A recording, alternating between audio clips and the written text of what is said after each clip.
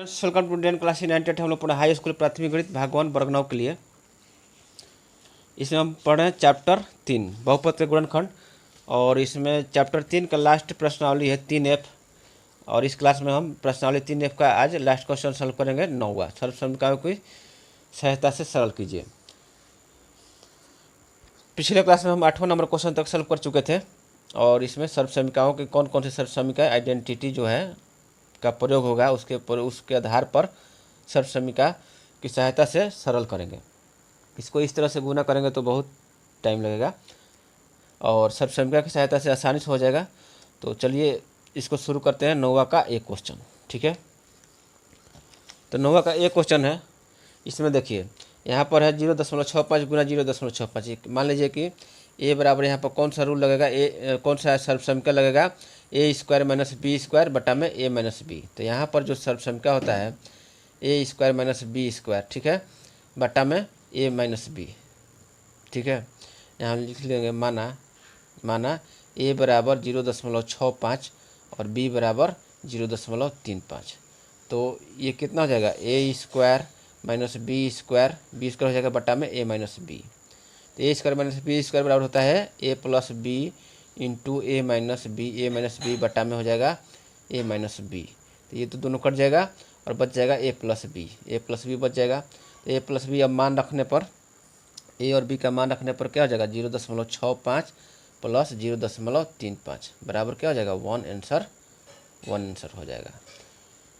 तो इसी सर्व समीकरण का उपयोग करके इसका आंसर निकालिए। अब देखिए बी नंबर में कौन सा सर्व समीकरण लगेगा। यहाँ पर देखिए 0.87 का क्यूब है प्लस 0.13 का क्यूब है। तो यहाँ पर लिख देते हैं माना ए बराबर है 0.87 और बी बराबर है 0.13। तो ये कितना के बराबर हो जाएगा, A cube plus B cube बटा में क्या हो जाएगा, ये ए स्क्वायर हो जाएगा माइनस ए बी होगा प्लस बी स्क्वायर। अब ए क्यूब प्लस बी क्यूब बराबर फार्मूला हम बताए हैं आपको क्या होता है, आइडेंटिटी सर्व समीकरण। A cube plus B cube बराबर क्या होता है, A plus B into A square minus A B plus B square बटा में हो जाएगा A square minus A B plus B square है। ये सर्व समीकरण जो हम आपका जो बताए थे पहले क्लास में, सर्व समीकरण लिख कर बताए थे कि इस सर्व समीकरण का उपयोग होगा। एक मिनट देखते हैं, हाँ इधर है। तो यहाँ पर देखिए सर्व समीकरण पिछले क्लास में बताए थे कि A cube plus B cube बराबर क्या होता है, A plus B into A square minus A B plus B square. तो इसी सर्व समीकरण का यहाँ पर प्रयोग होगा। तो यहाँ पर देखिए ये कट गया, बच गया कितना आपका ए प्लस बी बच गया।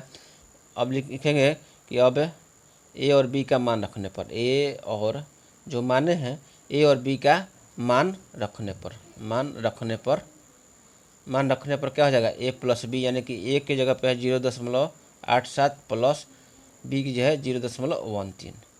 तो जोड़ेंगे तो कितना हो जाएगा 1 आंसर आ जाएगा। ठीक है, एक आंसर आ जाएगा। तो ए और बी दोनों का एक आंसर आ गया। अब देखते हैं 9वां का सी नंबर क्वेश्चन। इसमें है कि 10 रुपये का इतना करना है। तो पहले 10 रुपये का छोड़ देते हैं, इसको पहले सॉल्व करते हैं। ठीक है, तो यहाँ पर मान लेते हैं, माना ए बराबर 0.65 और बी बराबर 0.35। ठीक है, तो इस कितने के बराबर हो जाएगा, A square minus A B plus B square ऊपर चल गया बटा में कितना है ए क्यूब, एक का क्यूब है और प्लस बी का क्यूब। तो अभी तो पिछले ही क्वेश्चन में बताया था कि A square minus A B plus B square बटा में A cube plus B cube बराबर क्या होता है, A plus B into A square minus A B plus B square. ठीक है, तो ये तो दोनों कट गया, बच गया कितना 1 बटा में ए प्लस बी। अब लिखेंगे कि ए और बी का मान रखने पर क्या हो जाएगा, ए और बी का मान रखने पर 1 बटा में ए प्लस बी। तो ए की जगह पर कितना है 0.65 प्लस 0.35 कितना हो गया 1 बटा में ये जोड़ेंगे तो कितना हो जाएगा, 1 हो जाएगा। तो यानी कि 1 आ गया इसका मान आ गया, लेकिन क्या निकलना है, 10 रुपये का ये मान कितना आया, 1। तो 10 रुपये का 1 कितना हो जाएगा, ये गुना का हो जाएगा 10 गुना में 1 बराबर हो जाएगा 10 रुपये। 10 रुपये आंसर हो जाएगा। ठीक है, अब अगला क्वेश्चन देखते हैं, डी नंबर क्वेश्चन इसका। डी नंबर क्वेश्चन है, इसका गुना में 100 रुपया। का मतलब ये गुना भी होता, का मतलब क्या होता है, गुना ही होता है, तो गुना कर देना है, और यहाँ पर सीधे गुना ही दे दिया, गुना 100 रुपया। ठीक है, तब यहाँ पर मान लेते हैं कि माना a बराबर 0.64, ए बराबर 0.64 और b बराबर 0.39। तो ये कितना हो जाएगा, A cube minus B cube हो जाएगा, A cube minus B cube बटा में हो जाएगा A square plus A B plus B square. अब देखिए A cube minus B cube बराबर क्या फॉर्मूला होता है, A plus B A minus B, देखिए A cube minus B cube बराबर क्या होता है, A minus B into A square plus A B plus B square. यही सर्वसंख्या का उपयोग होगा इसमें। तो हो जाएगा कितना, A minus B into A square plus A B plus B square होता है, बटा में कितना हो जाएगा, ये A square plus A B plus B square. ये दोनों कट जाएगा, बच जाएगा कितना, ए माइनस बी। और ए और बी का मान रखने पर, ए और बी का मान रखने पर, ए और बी का मान रखने पर ए माइनस बी, तो ए माइनस बी कितना है, 0.64 माइनस 0.39। तो ये आपका हो जाएगा कितना, इसको घटा देंगे तो 14 में से 9 हो जाएगा 5, 14 में से 9 गया 5, 5 में से 3 गया 2, तो 0.25। और गुना में क्या है, 100 रुपया है, गुना में 100 रुपया है, तो गुना में 100 रुपया, तो कितना हो जाएगा, 100 गुना 0.25 करेंगे तो कितना हो जाएगा, 25 रुपया। 25 रुपया, यही आपका आंसर हो जाएगा, 25 रुपया। तो इस तरह से हम लोग जो है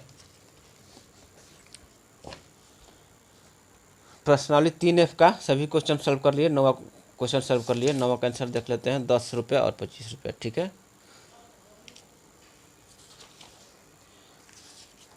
तो प्रश्नावली 3F का सभी क्वेश्चन सॉल्व कर लिए। अब अगले क्लास में जो हम लोग जो है नियामक ज्यामिति पढ़ेंगे, कोऑर्डिनेट ज्योमेट्री के बारे में पढ़ेंगे। पहले इसका हम इंट्रोडक्शन बताएंगे कि इसमें हमको क्या क्या सीखने को मिलेगा, और इसके बाद हम लोग चलेंगे प्रश्नावली 4A, प्रश्नावली 4A की तरफ चलेंगे।